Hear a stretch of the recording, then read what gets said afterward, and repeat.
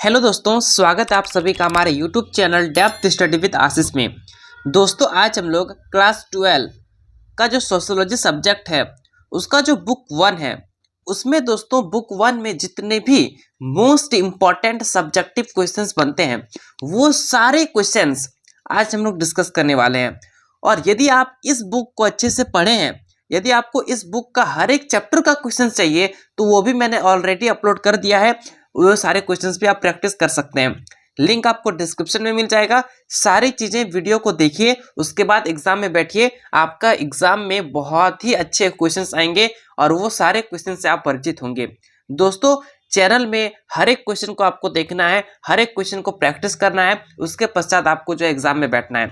चलिए शुरू करते हैं बुक नंबर 1 के मोस्ट इंपॉर्टेंट वायरल क्वेश्चंस को, जो कि आपके एग्जाम में सीधे देखने को मिलेंगे।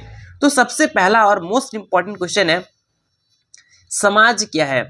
समाज के मुख्य लक्षण और विशेषताएं स्पष्ट कीजिए। दोस्तों आप लोगों का जो सब्जेक्ट है वो है सोशियोलॉजी, जिसे समाज शास्त्र कहा जाता है। और ये समाज शास्त्र समाज पर निर्भर होता है। समाज से ही क्वेश्चंस को उठाया जाता है और समाज से ही क्वेश्चंस को पूछा जाता है। तो सारे क्वेश्चंस को मैं आपको बताऊंगा, कैसे लिखना है ये भी बताऊंगा, कितने मार्क्स के क्वेश्चन को किस तरीके से लिखना है, ये सारी चीजें मैं आपको इस वीडियो में सिखाने वाला हूँ, बताने वाला हूँ। ठीक है, तो एकदम शांति से बैठिए और वीडियो को शुरू से लेकर अंत तक देखिए, ताकि हर एक क्वेश्चन को आप जो है बहुत ही अच्छे से समझ सकें। सबसे पहली बात, ये जो क्वेश्चन है ये आपको 5 नंबर में पूछा जा सकता है। और मैंने जितने भी क्वेश्चंस लिए हैं वो अधिकतर 5 नंबर में पूछे जाने की संभावना है, क्योंकि मैं आप इस जितना भी क्वेश्चंस का लिखने का तरीका है वो सारा मैंने 5 नंबर वाला मतलब 5 नंबर के अनुसार लिखा हुआ है, उसको सजाया हुआ है, ताकि आप जो है इसको समझ सकें। लेकिन अगर ये क्वेश्चन 3 मार्क्स में पूछा जाए तो भी आप कैसे लिखेंगे वो भी मैं आपको बताऊंगा।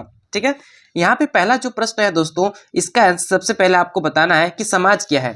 सबसे पहले इसका आपको डिफिनेशन देना है। तो सबसे पहले मैंने यहाँ पे लिखा हुआ है कि समाज वह समूह है जिसमें लोग किसी क्षेत्र में रहते हैं और सामान्य संस्कृति, रीति रिवाज, मूल्य और परंपराओं को साझा करते हैं। ठीक है, मतलब ऐसे लोगों का समूह जो किसी संस्कृति को, रीति रिवाज को, परंपराओं को मानते हैं, एक साथ मिलजुल कर रहते हैं, वो समाज कहलाता है। इसके मुख्य लक्षण क्या है? तो इसके मुख्य लक्षण यहाँ पे आपको देखने को मिलेंगे। सबसे पहला इसका लक्षण होगा मानव समूह, मतलब जो है उस समूह में, उस समाज में लोगों की संख्या होगी जो कि 2 से ज़्यादा होगी।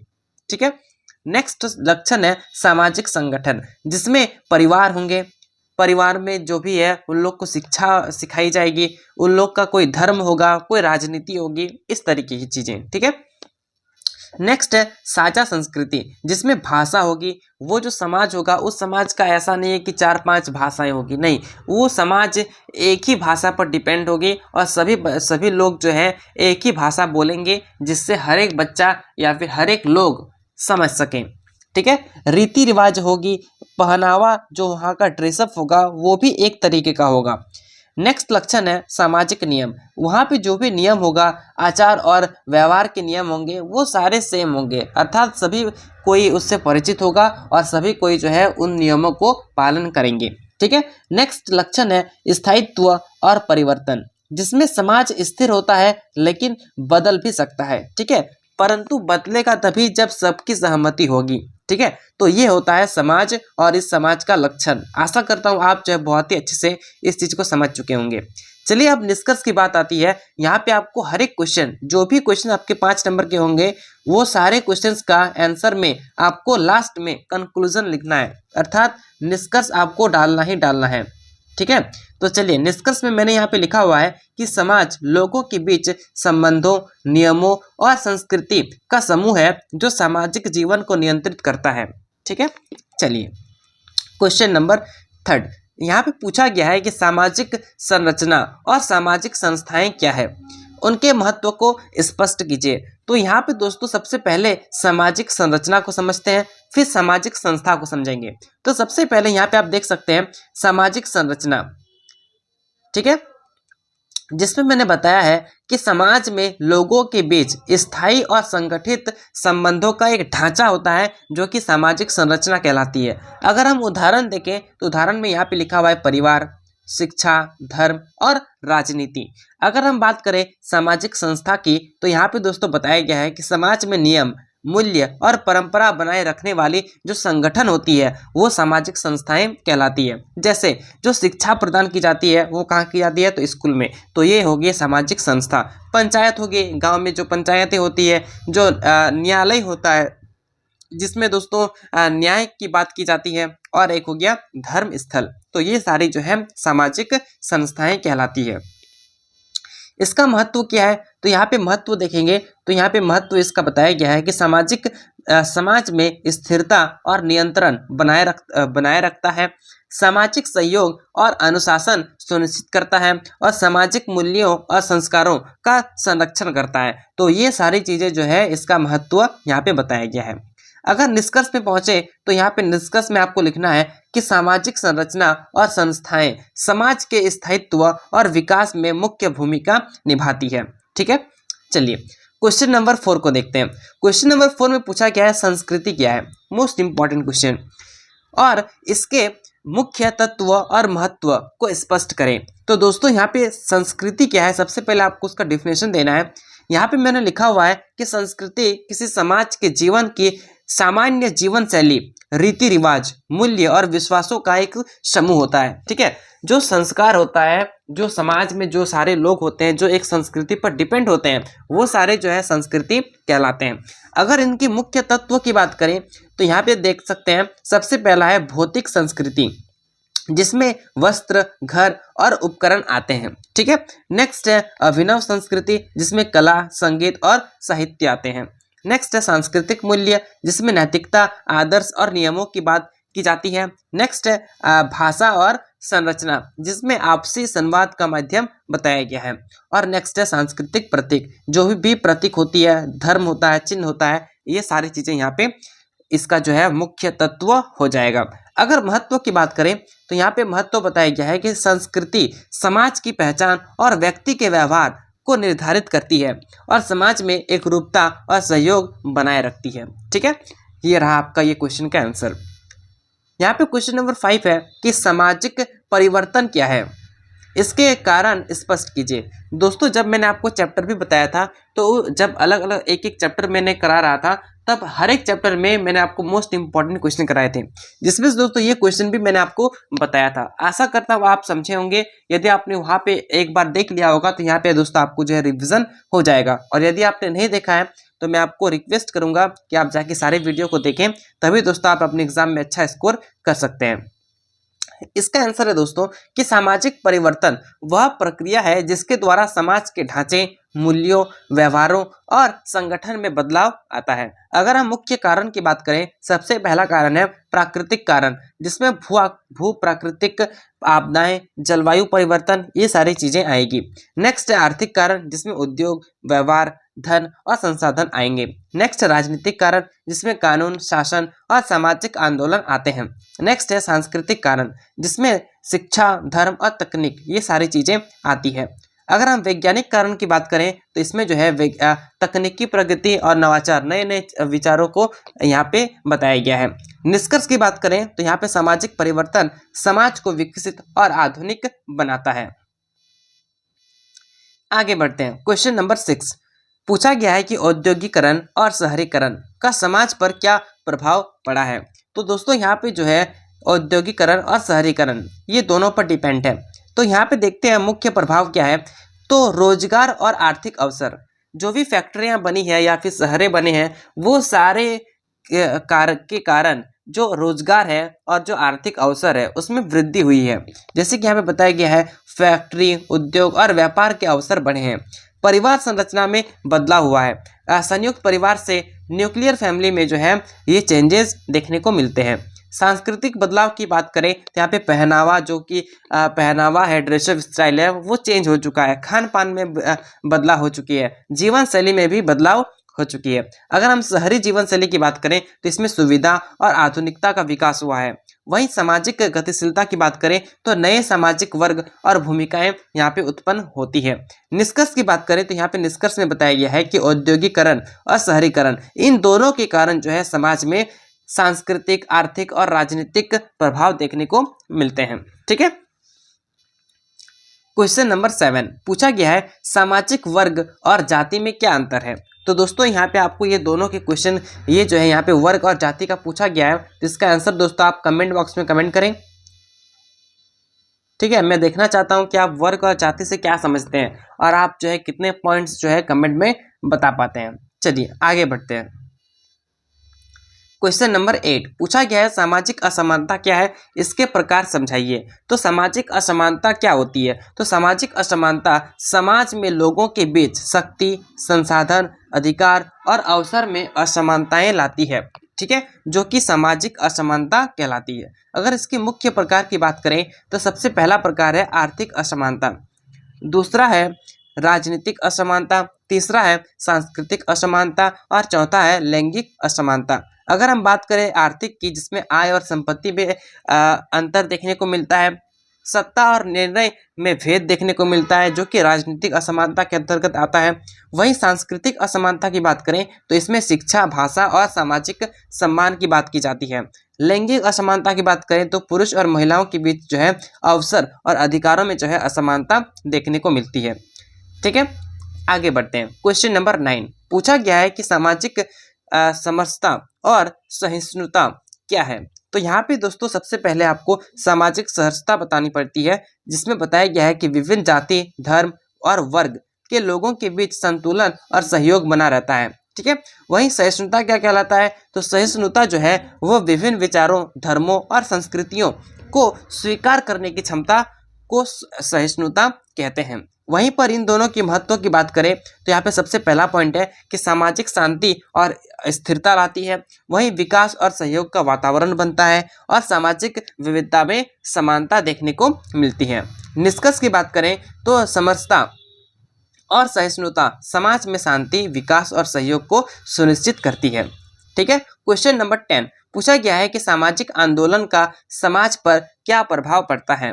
ठीक है, तो मुख्य प्रभाव में सबसे पहला प्रभाव देखेंगे समाज और अधिकार, जिसमें बताया गया है कि महिलाओं, दलित और पिछड़े वर्गों का अधिकार। वहीं सामाजिक सुधार की बात करें तो वहाँ पे भेदभाव, बाल विवाह, दहेज प्रथा जैसे बुराइयों के खिलाफ बात की जाती है।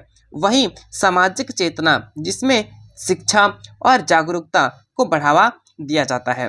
राजनीतिक भागीदारी की बात करें तो लोकतांत्रिक प्रक्रियाओं में सक्रियता की बात की जाती है। सांस्कृतिक बदलाव में बात करें तो जीवन शैली और परंपरा में सुधार किया जाता है। यहीं पर दोस्तों यहाँ पे आपको लास्ट में निष्कर्ष लिखना है, जिसमें लिखना है आपको सामाजिक आंदोलन समाज को न्यायपूर्ण और विकसित बनाने में मुख्य भूमिका निभाती है। क्वेश्चन नंबर 11 पूछा गया है कि जातिवाद क्या है, समाज पर इसके प्रभावों को स्पष्ट कीजिए। तो जातिवाद समाज में लोगों को जन्म और पारंपरिक आधार पर उच्च नीच करने की सामाजिक मान्यता है। अगर इसका मुख्य प्रभाव देखें तो सबसे पहला पॉइंट है भेदभाव और असमानता, जिसमें समाज में जो भी उच्च नीच का भेदभाव है वो देखने को मिलता है। सामाजिक संघर्ष, जिसमें कमजोर वर्गों के लिए संघर्ष और आंदोलन देखने को मिलते हैं।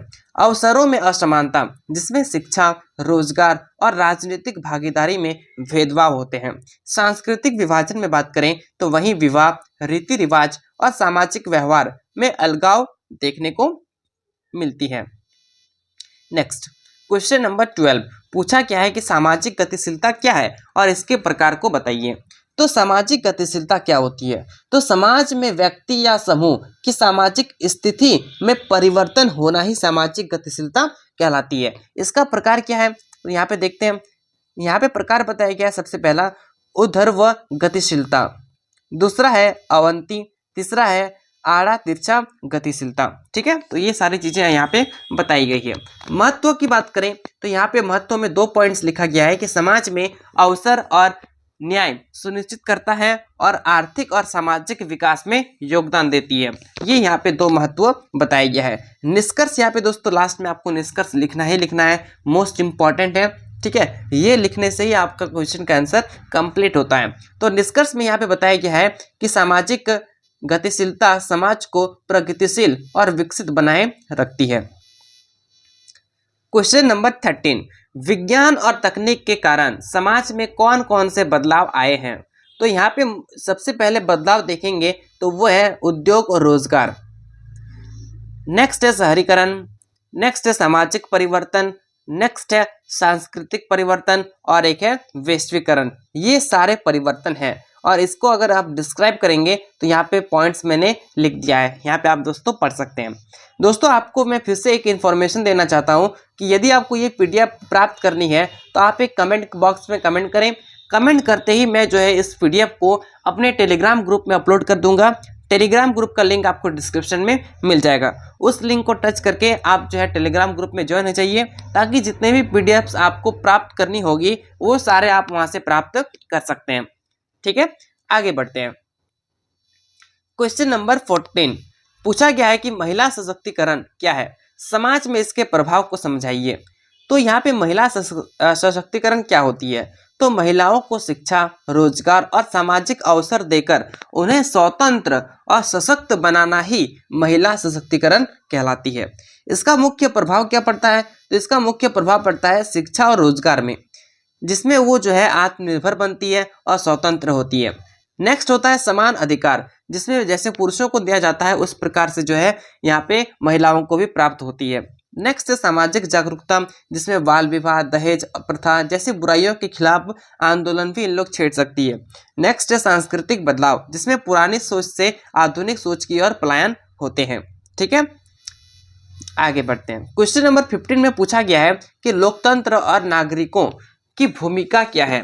तो यहाँ पे देखेंगे तो सबसे फर्स्ट यहाँ पे लिखना है कि लोकतंत्र में नागरिकों की भूमिका। ठीक है, इस तरीके से आपको अंडरलाइन भी कर देनी है और डॉट देके डैश करना है। यहाँ पे दोस्तों लिखना है कि मतदान और भागीदारी। नेक्स्ट है सामाजिक जिम्मेदारी। तो मतदान में लिखना है आपको कि चुनाव में सक्रिय योगदान दिया जाता है महिलाओं के द्वारा, नागरिकों के द्वारा। वहीं सामाजिक जिम्मेदारी में नियम और कानून का पालन करना होता है। नेक्स्ट है सामाजिक सुधार में योगदान, जिसमें भ्रष्टाचार और अन्याय के खिलाफ आवाज उठाई जाती है। समानता और न्याय, जिसमें समाज में समान अवसर सुनिश्चित करना पड़ता है। और लास्ट में दोस्तों आपको निष्कर्ष लिखना है, जिसमें लिखना है आपको लोकतंत्र में नागरिक की सक्रिय भूमिका समाज को मजबूत, जागरूक और न्यायपूर्ण बनाती है। क्वेश्चन नंबर 16 पूछा गया है सामाजिक विविधता क्या है, समाज में इसका महत्व समझाइए। तो सामाजिक विविधता जिसमें जाति, धर्म, भाषा, संस्कृति और आर्थिक स्तर पर भिन्नताएं देखने को मिलती है, जो कि सामाजिक विविधता कहलाती है। इसका अगर महत्व की बात करें तो सबसे फर्स्ट महत्व है सांस्कृतिक आदान प्रदान, जिसमें नए विचार और नवाचार की विचारें उत्पन्न होती है। सामाजिक सहिष्णुता, जिसमें विभिन्न समूहों में मेलजोल बनी रहती है। सामाजिक स्थिरता, जिसमें विविधताओं को स्वीकार कर समाज जो है वो स्थिर बना रहता है। वहीं विकास और सहयोग, जिससे विभिन्न दृष्टिकोण में समाधान देखने को मिलता है। ठीक है, और यहाँ पे आपको निष्कर्ष लिखकर इस क्वेश्चन का आंसर को कंप्लीट करना है। नेक्स्ट क्वेश्चन होगा क्वेश्चन नंबर 17, जिसमें पूछा गया है कि दलित समाज और सामाजिक सुधार में इसके योगदान को स्पष्ट करें। तो दलित समाज और सामाजिक सुधार में इसका क्या योगदान है, यहाँ पे देखेंगे तो फर्स्ट पॉइंट है वो है असमानता और भेदभावों का विरोध करता है। सामाजिक शिक्षा और जागरूकता, जिसमें अधिकार और सम्मान का अवसर की बात करता है। समानता के लिए आंदोलन, जिसमें सामाजिक और राजनीतिक संघर्ष देखने को मिलते हैं। वहीं सांस्कृतिक और आर्थिक सुधार, जिसमें जीवन स्तर पर सुधार देखने को मिलता है। ठीक है, अर्थात अगर निष्कर्ष में बात करें तो इसमें बताया गया है कि दलित समाज के सामाजिक सुधार से समाज में न्याय और समानता बढ़ती है। ठीक है, यहाँ पे सकारात्मक रिजल्ट देखने को मिलते हैं। क्वेश्चन नंबर 18 पूछा गया है कि शिक्षा का समाज में परिवर्तन और सुधार में योगदान को बताएं।